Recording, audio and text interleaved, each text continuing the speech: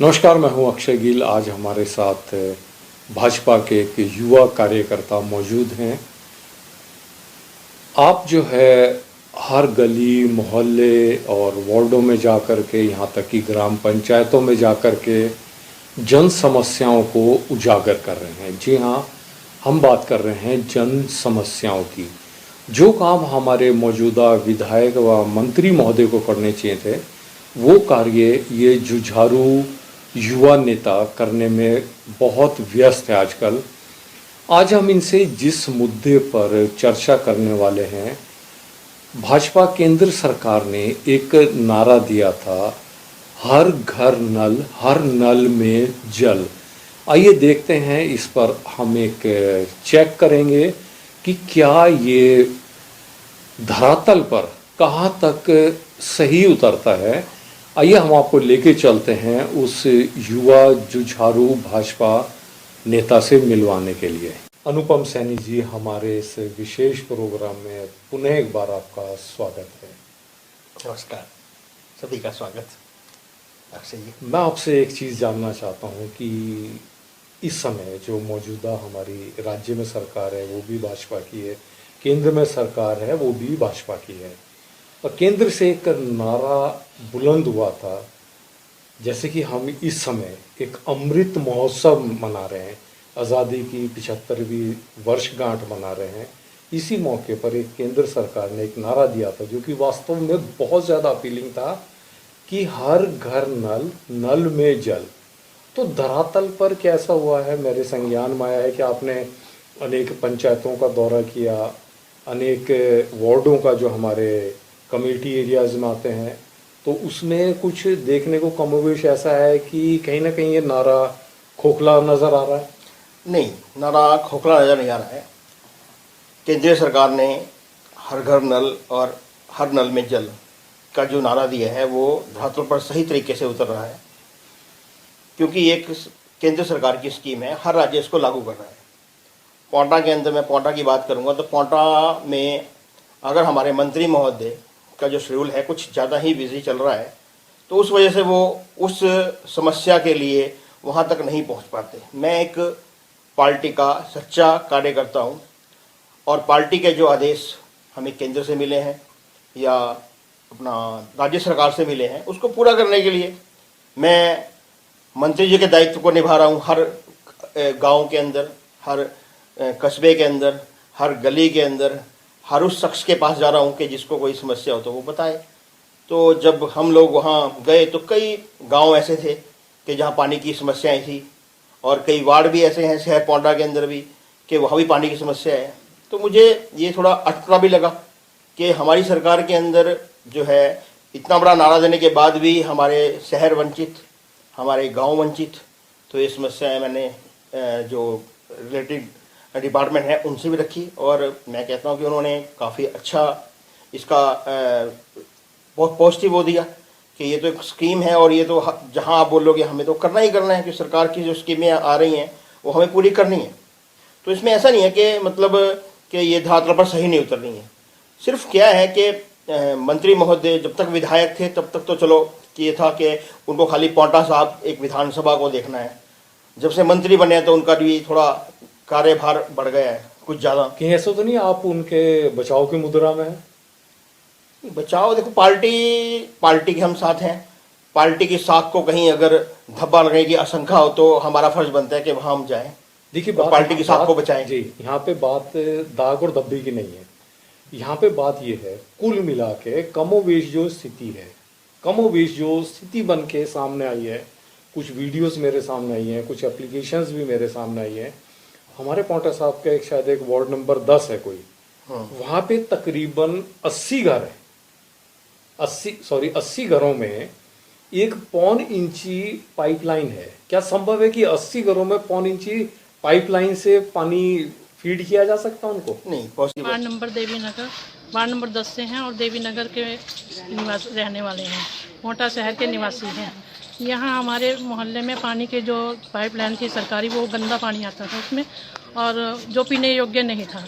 इसलिए हमने वो पानी बंद करवा दिया था और नीचे हैंडपम्प से कनेक्शन लिया। जहाँ से कनेक्शन लिया वहाँ 80 घर पानी यूज़ करते हैं उसमें से। लेकिन वो पानी पूरा नहीं हो पाता, इसलिए हमें दूसरा कनेक्शन दिया जाए। और पानी बहुत कम है उसमें, जो हमारे लिए पूरा नहीं हो पाता।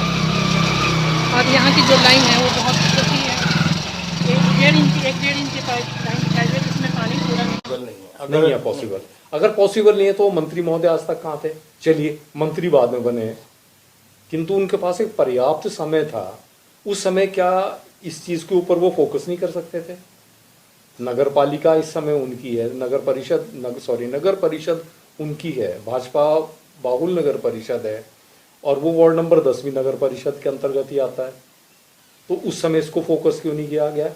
तो उनका जो उनको काम करना चाहिए था वो बीड़ा आप अपने कंधे पे उठा करके भाग रहे हैं आप।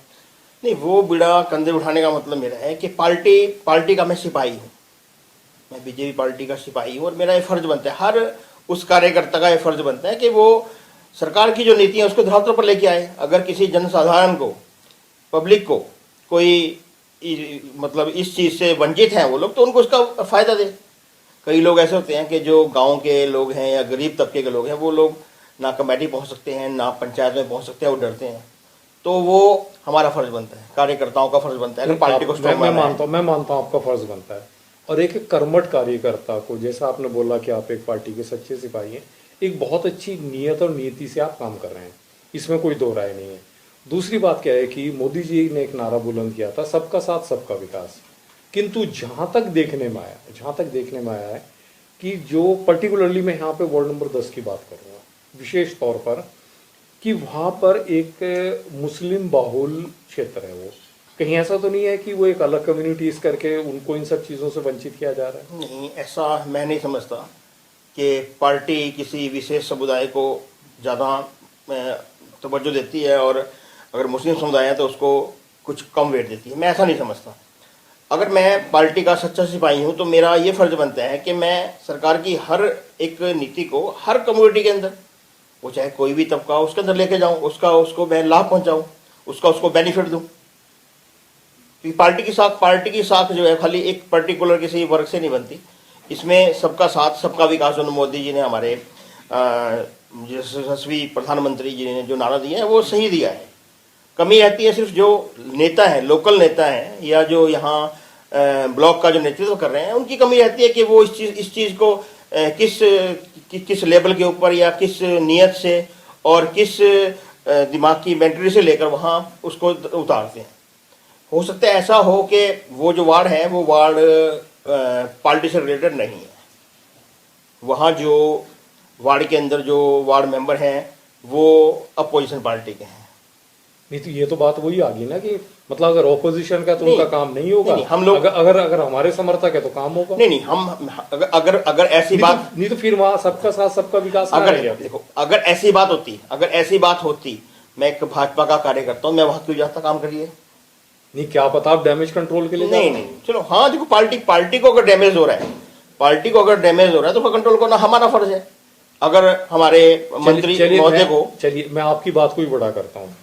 जहां तक मेरे संज्ञान में, अगर मैं सही हूं, उस वार्ड के बिल्कुल पड़ोस में आपके जो अरविंद गुप्ता जी हैं, अरविंद गुप्ता जी आपके उसमें क्या पद रखते हैं? अरविंद गुप्ता जी ब्लॉक प्रेसिडेंट हैं भाजपा के ब्लॉक प्रेसिडेंट पोंटा साहब के। तो ऐसा हो सकता है कि वो इस समस्या से अनभिज्ञ हो या उनके संज्ञान में नहीं आया हो। बहुत सारी ऐसी जगह बोर उन्होंने कराए हैं, तो क्या वहां पे एक बोर नहीं कराया जा सकता था? देखो, इसके बारे में तो देखो, मैं तो ना तो मंडल प्रधान हूँ और ना ही, चलिए मैं आपकी सारी बात से सहमत हूँ। तो कहने के आपको ऐसा लग रहा है कि जो कार्य इनके थे, मंडल प्रधान के थे, मंत्री महोदय तो चलिए आज अब हैं, उससे पहले ये विधायक रहे, उस समय तो पर्याप्त समय था।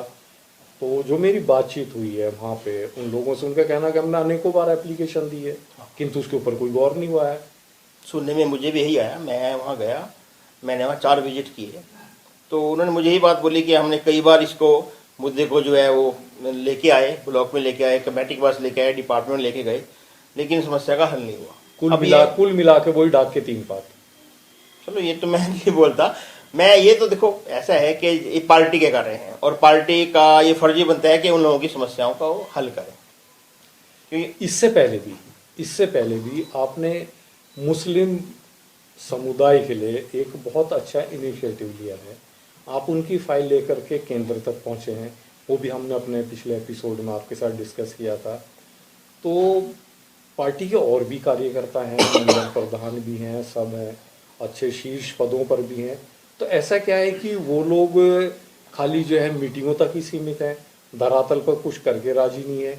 इसके पीछे क्या कारण हो सकता है? या वो पार्टी में इतनी दिलचस्पी नहीं रहेगी उनकी अब? क्या होता है कि कई बार सत्ता के अधीन जब पार्टियां या वर्कर होते हैं तो कई बार वो उन चीज़ों को इग्नोर कर देते हैं कि जो उनकी एक कर्तव्य है।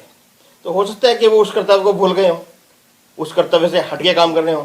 पर ये उनके लिए, मैं चाहे वो मंडल प्रधान हो, चाहे वो ब्लॉक के कोई भी लीडर हो, नेता हो, मैं उनको भी ये बोलना चाहूँगा कि इस चीज़ से हट के आप काम की तरफ ध्यान दो कि जो पब्लिक के काम है, जो काम, अगर काम हमारे पब्लिक के हो रहे हैं तो हमें ज़्यादा जद्दोजहद करने की जरूरत नहीं है। इलेक्शन सिर के ऊपर है, हमें भागने की जरूरत नहीं है, क्योंकि वोट पब्लिक से मिलना है। और एक वोट जो है बहुत कीमती है। बिल्कुल कीमती। आज भाजपा के अंदर मतलब पांटा भाजपा के अंदर इतनी ज़्यादा बगावत है। वो बगावत मैं नहीं समझता कि पार्टी के अगेंस्ट है। वो बगावत एक पर्टिकुलर एक नेतृत्व के अगेंस्ट है कि जो नेतृत्व जो है वो प्रॉपरली पब्लिक को डील नहीं कर रहा है, काम नहीं कर रहा है। वो सिर्फ जो गुस्सा है, जितने भी दावेदार बन रहे हैं, पहली बार ऐसा हुआ है बीजेपी के अंदर कि इतने दावेदार कभी कांग्रेस में हुआ करते थे, आज वो बीजेपी के अंदर हुए हैं। नहीं, मैंने इस समय वो भी देखा है कि हमेशा भाजपा कांग्रेस का मजाक उड़ाते आई है कि इनमें आपसी सामंजस्य नहीं है, किंतु वही चीज़ अब भाजपा में हो रही है। आप एक तरफ देखें, मदन मोहन शर्मा वो दावेदार हैं, रोशन शास्त्री जी वो दावेदार हैं, मनीष तोमर जी वो दावेदार थे, उनको तो खैर बाहर का ही रास्ता दिखा दिया इन्होंने। उसके बाद फिर एक मान मनोबल का दौर चला, किंतु वो फिर भी मानने को तैयार नहीं है। कमोवेश कहीं ना कहीं दावेदार आप भी हैं, आपने भी अपनी फाइल दी है, आप केंद्र तक भी गए अपनी फाइल लेकर के। तो ऐसा कि एक तरफ तो आप माननीय मंत्री महोदय के समर्थन में काम कर रहे हैं कि डैमेज कंट्रोल, और दूसरी तरफ आप ही उनके खिलाफ ताल ठोक रहे हैं। नहीं, मैं उनके खिलाफ नहीं जा रहा हूँ। मैं सिर्फ पार्टी को एकजुट करने के लिए या पार्टी की साख को बचाने के लिए मैं उस फील्ड तक पहुँच रहा हूँ कि जहाँ हमारे मंत्री महोदय नहीं पहुँच रहे हैं। उनका शेड्यूल बिजी है, वो इलेक्शन में इतने ज़्यादा व्यस्त हैं कि उनको वहाँ तक पहुँचने का टाइम ही नहीं मिलता। तो वो पार्टी के कार्यकर्ता का फर्ज बनता है, मेरा फर्ज बनता है, अगर मैं पार्टी का सिपाही हूँ, मेरा फर्ज बनता है कि अगर मेरे घर में कहीं सेंध लग रही है या वहाँ काम नहीं हो रहा है तो मैं उसको देखूँ। ये परिवार के सदस्यों का काम है कि परिवार को डैमेज होने से बचाए, वो मैं फर्ज निभा रहा हूँ। चलिए, अभी इलेक्शन थोड़ा दूर है, ये नल और जल दो चीज़ें सुनने बड़ा अच्छा राइमिंग से लगता है, नल और जल। क्या आपको लगता है कि आचार संहिता लगने से पहले इसका कुछ निवारण हो पाएगा? बिल्कुल होगा, बिल्कुल होगा। मैं कहता हूँ कि विद इन मतलब वीक ये समस्याएं जो है वो मैक्सिमम हल हो जाएंगी। चाहे वो गांव की वो फाइल में अपना जो रिलेटेड हमारे महोदय एक्शन साहब हैं आईपीएच के मिस्टर अब तो जल शक्ति विभाग जो है अरशद जी, मैं उनसे मिला उस चीज़ को लेके, और वो बहुत ही, मैं बोलता हूँ कि बहुत ही काबिल ऑफिसर हैं और बहुत ही मतलब कोऑपरेटिव। उन्होंने सरकार की नीतियों को लाने के लिए एकदम कदम बढ़ाया और वो फाइल एकदम, जो फाइल कई सालों से नहीं हो रही थी, उसको एकदम परसुएट किया।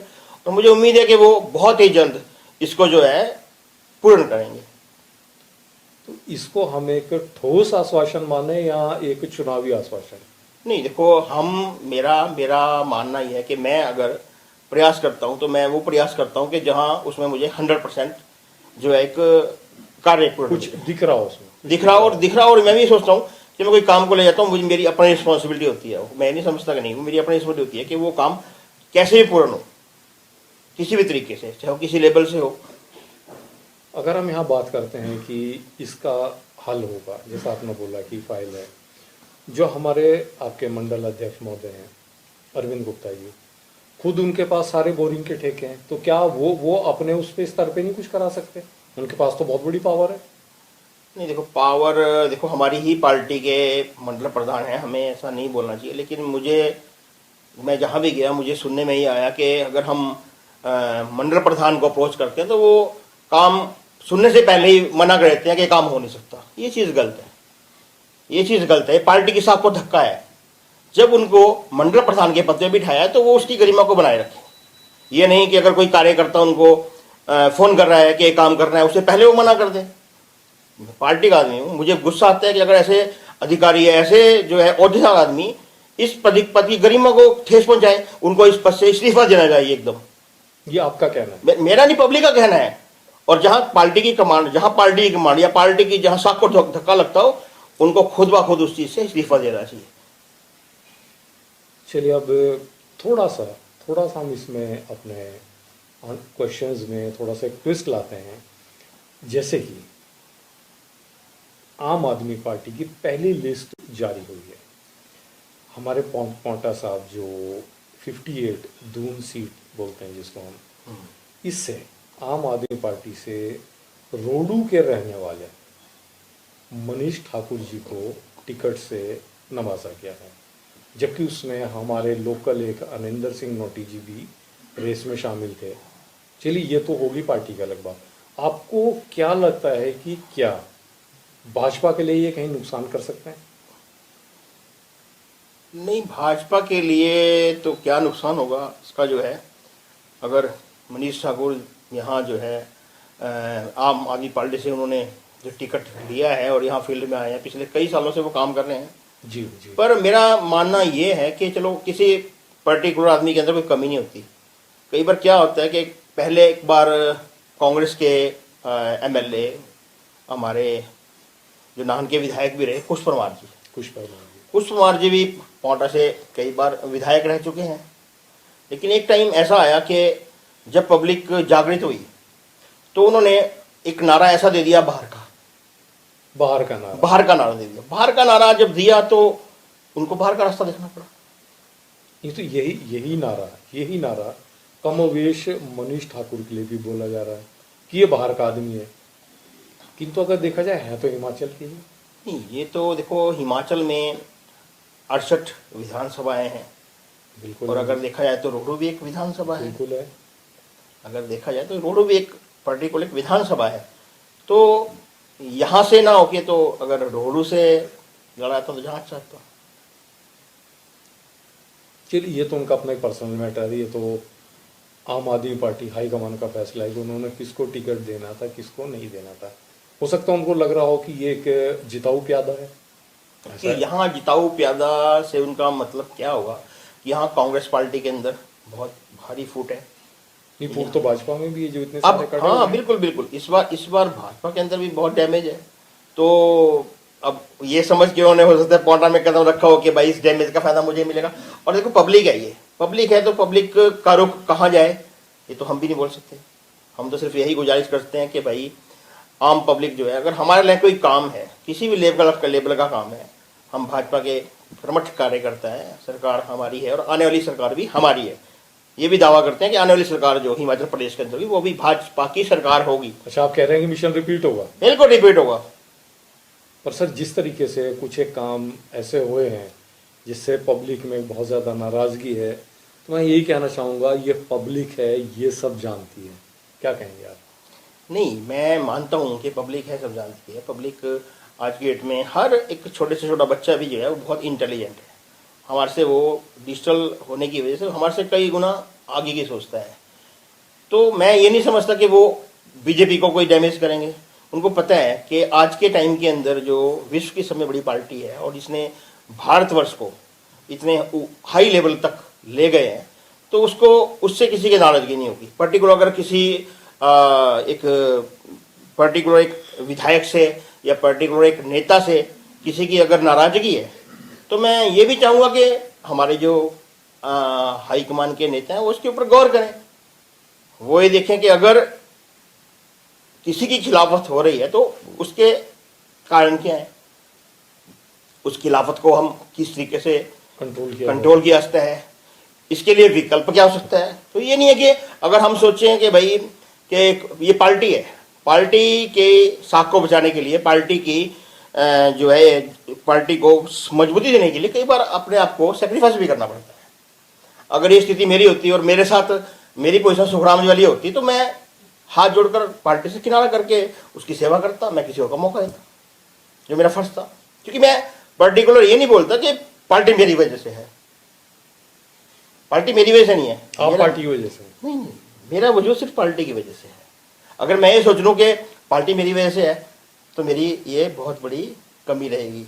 कहीं ना कहीं आपका इशारा ये तो नहीं है कि जिस तरह के इस समय माहौल बन रहा है तो कहीं सुखराम जी के खिलाफ जा रहा हो सारा माहौल, जो आप कह रहे हैं कि सुखराम जी को हाथ जोड़ करके एक तरफ हो जाना चाहिए? देखो, पार्टी हित के लिए अगर आपसी जो बैठकों से अगर कोई हल निकलता है और उसमें हमारे डिस्ट्रिक्ट के या स्टेट के या केंद्र से जो भी चाहे ऑब्जर्वर हैं, चाहे वो हमारे लीडर हैं, वो ये ध्यान दें कि कल को आने वाले टाइम के अंदर, क्योंकि आज वक्त है, वक्त को जिस आदमी ने संभाल लिया वो जीतता है। जो वक्त को संभाल लेगा वो जीतता है, और वक्त जाने के बाद आदमी को पछतावा मिलता है। जो जीता वही सिकंदर। वो सिकंदर। तो मेरा तो यही आग्रह रहेगा कि देखो, पार्टी यहाँ बहुत स्ट्रांग है और पार्टी के यहाँ जो है वर्कर पूरे डेडिकेट हैं, और यहाँ की जो आम जनता है वो भी भारतीय जनता पार्टी में पूर्ण विश्वास रखती है। अब एक ऐसा कोई एक हल निकालने के पार्टी की साथ जो है वो हम बचा सकें कि डैमेज अगर होने वाला हो या हमें दिख रहा है कि डैमेज हो रहा है थोड़ा बहुत जो है, तो इसको हम बचाएं कि हम पार्टी को कैसे बचा सकते हैं, जिससे हम एक एमएलए हमारे लिए आज जरूरी है, क्योंकि एक एमएलए की वजह से सरकारें कई बार जो है टकमा जाती हैं। हमें चलो ये है कि चलो हम पूर्ण बहुमत से भाजपा जयराम ठाकुर जी की जो है अध्यक्षता के अंदर जो है वो सरकार फॉर्म करेगी। पर अगर हमारी बेवकूफ़ी से या नेतृत्व और हमारे जो नेतागण हैं उनकी सूझबूझ अगर नहीं काम की और उसकी वजह से हमारी पोंटा सीट को लूज होती है तो वो उनके ऊपर बात जाएगी। मैं आज भी उनको ये आगाह कर रहा हूँ, चाहे वो डिस्ट्रिक्ट में हमारे विनय जी बैठे हैं, चाहे स्टेट में हमारे सुरेश कश्यप जी बैठे हैं, चाहे हमारे मुख्यमंत्री जयराम ठाकुर जी बैठे हैं, कि इस चीज़ के ऊपर बहुत ध्यान दें, फोकस करें, इसको फोकस करें, क्योंकि ये हमारी अपनी सीट है, वो सीट है कि जहां से हमने मंत्री दिया है। ये सोचने का विषय है। नहीं, मंत्री तो दिया आपने, लोकसभा में लीड भी इधर से गई थी। बिल्कुल गई लीड गई, और लीड की वजह से ही जो है चौधरी साहब को आज मंत्री पद भी मिला हुआ है। लेकिन मंत्री पद मिलने के बाद थोड़ा सा व्यवस्था इतनी ज़्यादा हो गई कि वो उनकी पकड़ से जो पब्लिक है वो थोड़ी भाग रही है। तो इसलिए मैं उनको कुल मिलाकर आप कहना चाह रहे हैं कहने के पब्लिक के ऊपर उनकी जो ग्रिप है वो ढीली पड़ गई, ढीली पड़ रही है, यानी उनका शिकंजे में ताकत नहीं रही। वो काम हम कर रहे हैं ना, हम इकट्ठा तो कर रहे हैं उनको, ये क्यों हम जा रहे हैं गली गली मोहल्ले समस्याओं को लेके या उनकी समस्याओं को हल करने के लिए, तो ये हम डैमेज कंट्रोल कर रहे हैं। अगर सुखराम जी इस तरफ ध्यान नहीं दे रहे हैं, ये आप मानते हैं कि डैमेज हो रहा है, ये तो आप डैमेज तो हो रहा है, डैमेज तो मानता हूँ कि हो रहा है। देखो, अगर हम बोलने कि नहीं, हम झूठ बोलने डैमेज तो हो रहा है, डैमेज हमें दिख रहा है। तो तभी मैं तो सुबह 5 बजे उठ जाता हूँ, रात को 2 बजे घर घुसता हूँ, पब्लिक के बीच में रहता हूँ, उनकी समस्याओं को, ये होता है कि कितनी जल्दी उनकी समस्याओं का मैं निवारण करूँ कि जिससे हमारी पार्टी को नुकसान ना हो। चलिए अनुपम सैनी जी, इतनी बेबाक बातचीत के लिए हम आपका बहुत बहुत धन्यवाद हैं। अगली बार हम किसी अन्य मुद्दे पर आपसे इसी तरह फिर गुफ्तगू करेंगे। तो दोस्तों, आज के लिए बस इतना ही। आप जुड़े रहिए हमारे चैनल के साथ।